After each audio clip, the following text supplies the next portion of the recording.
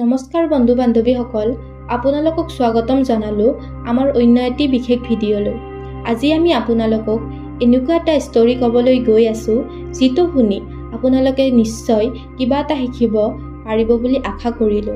বন্ধুসকল, কাহিনীটো হ'ল এটা মাছ, এটা ল'ৰা আৰু তেওঁৰ গুৰু এজনৰ।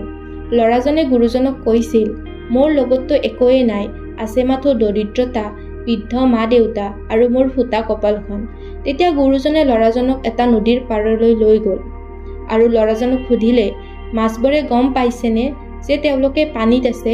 ল'ৰাজনে উত্তৰ দিলে, মই নাজানো। তেতিয়া গুৰুজনে ক'লে, মই এটা মাছ পুহিব বিচাৰোঁ।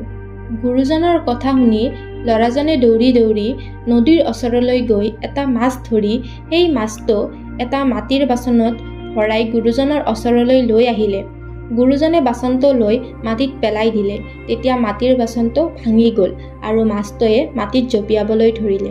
তেতিয়া গুৰুজনে ল'ৰাটোক সুধিলে, এই মাছটোৱে গম পাইছিল নে যে সি পানীত থাকিছিল? তেতিয়া ল'ৰাজনে ভাবিবলৈ ধৰিলে।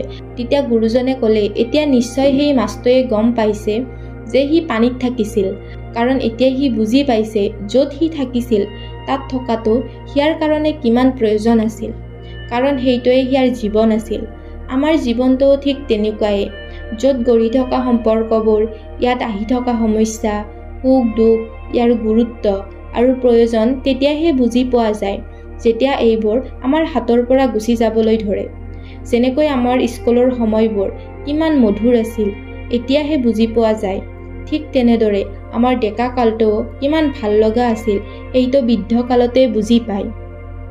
আৰু তেতিয়া বিচনাত বহি অতীতৰ দিনবোৰৰ কথা ভাবি যাতে পস্তাবা লগা নহয়, তাৰ বাবে আমাৰ বৰ্তমান সময়খিনি কিমান মূল্যৱান সেইটো বুজি পোৱাটো উচিত।